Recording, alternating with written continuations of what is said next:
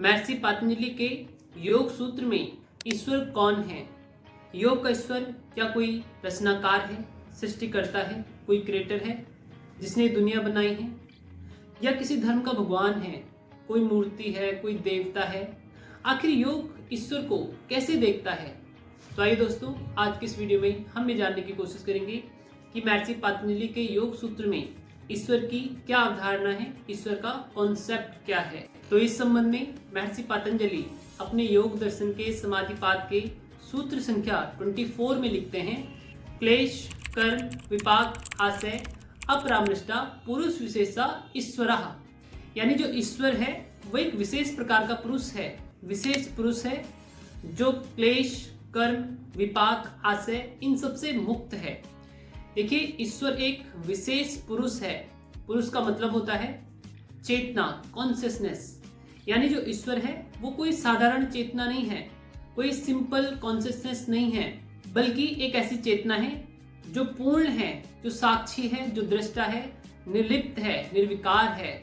ऐसी चेतना जो क्लेश कर्म विपाक आशय इन सब से मुक्त है।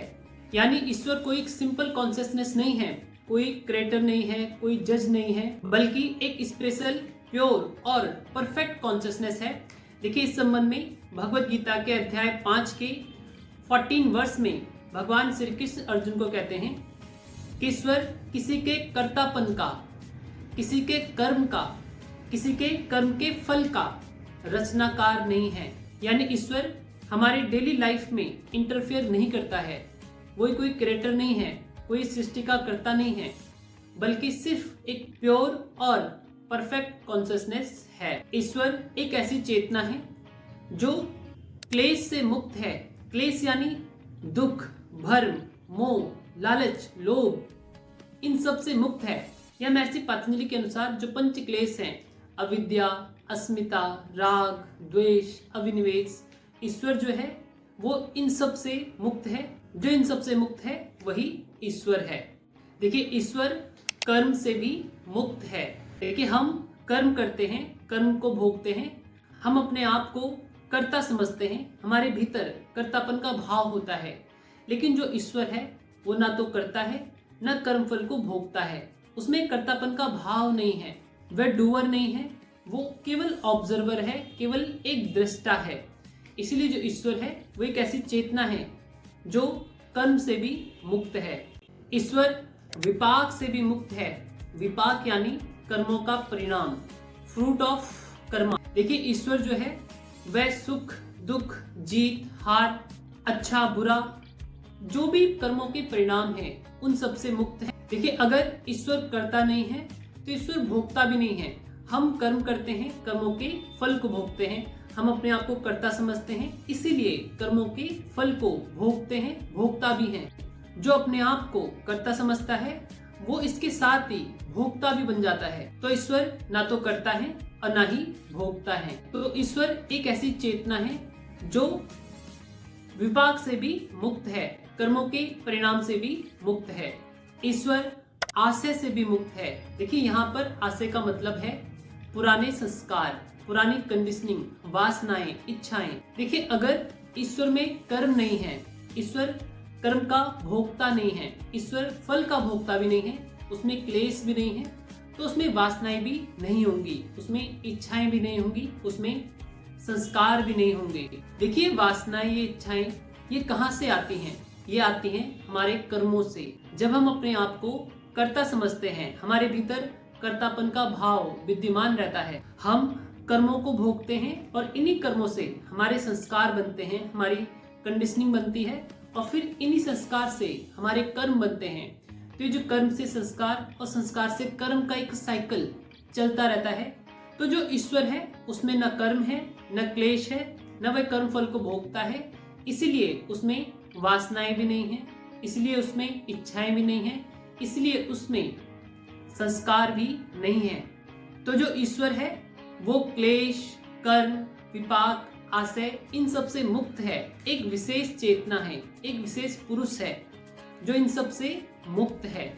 इसके अगले ही सूत्र में महर्षि पतंजलि लिखते हैं कि तत्र निरतिशयम सर्वज्ञ बीजम, कि ईश्वर में अनंत और अतुलनीय ज्ञान का बीज मौजूद है, जिसकी तुलना किसी के साथ नहीं की जा सकती, जो अतुलनीय है।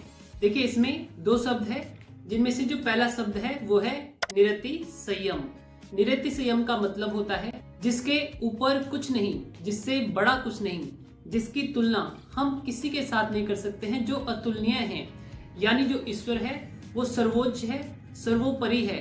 दूसरा जो शब्द है वह है सर्वज्ञ बीजम। यहाँ पे सर्वज्ञ का मतलब यह नहीं है कि ईश्वर कुछ पढ़कर जानता है, ईश्वर कुछ अनुभव करके जानता है। देखिए, योग में सर्वज्ञ का मतलब होता है कि ज्ञान उसका प्रकृति है, ज्ञान उसका नेचर है। वह जानता नहीं है, वह खुद में ज्ञान है, वह स्वयं ज्ञान है। जैसे सूरज का चमकना उसका काम नहीं है, सूरज है तो चमकेगा ही। उसी तरीके से ईश्वर ज्ञान प्राप्त नहीं करता, ईश्वर है तो ज्ञान है, ईश्वर ही ज्ञान है।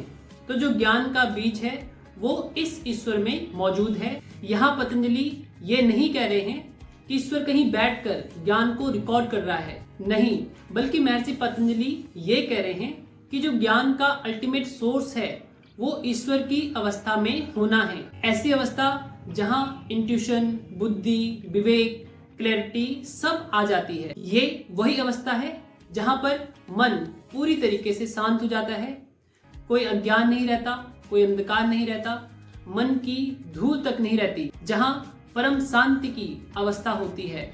यानी ईश्वर में अनंत और अतुलनीय ज्ञान का बीज मौजूद होता है, जो अतुलनीय है, जिसकी तुलना किसी के साथ नहीं की जा सकती है। इसके ही अगले सूत्र में महर्षि पतंजलि लिखते हैं कि सा पूर्वेशाम अपि गुरुः कालेन अन्न विच्छेदात्, कि ईश्वर अनादि गुरु हैं।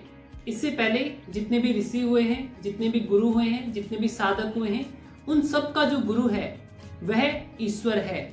यहाँ पर गुरु का मतलब है ज्ञान का स्रोत, वो अवस्था जो पूर्णता प्रकाशमान हो, अंधकार को मिटाता हो, जो अंधकार हटाए, सत्य का रास्ता दिखाए, वही गुरु है। देखिए, जो ईश्वर है वो समय से परे हैं, कालातीत हैं। यह न जन्म लेता है, न मरता है, न समय के साथ साथ बदलता है, इसमें परिवर्तन नहीं होता है। सच घटे या बढ़े, सच न रहे, झूठ की तो कोई इंतहा ही नहीं, जिंदगी से बड़ी सजा ही नहीं, और क्या जुर्म है पता ही नहीं। ईश्वर सत्य है और सत्य कभी बदलता नहीं है। यानी ईश्वर कालातीत है, समयातीत है, गुरुओं का भी गुरु है। तो ये ईश्वर के संबंध में महर्षि पतंजलि के 3 सूत्र रहे। कहीं कहीं योग दर्शन के टीकाकार ईश्वर को एक आइडल के रूप में मानते हैं, एक आइडल के रूप में देखते हैं, एक ऐसा परफेक्ट कॉन्शियसनेस जो क्लेश, कर्म, विपाक, आशय इन सब से मुक्त है। यानी जो साधक है, जो प्रैक्टिशनर है, उसके पास एक दिशा हो, उसके पास एक परफेक्ट मॉडल हो कि वह अपनी बिखरी हुई चेतना को, अपनी असंतुष्ट चेतना को प्योर, शांत और एक परफेक्ट कॉन्शियसनेस में बदल सके। कभी इंसान की चेतना भी ईश्वर की चेतना बन जाए, कभी इंसान भी ईश्वर बन सके। आपने ये वीडियो यहाँ तक देखा, आपका बहुत बहुत धन्यवाद। अगर आपको ये वीडियो पसंद आया हो, इसको लाइक करें, चैनल को सब्सक्राइब करें और इस वीडियो को ज़्यादा से ज़्यादा शेयर करें। नमस्कार।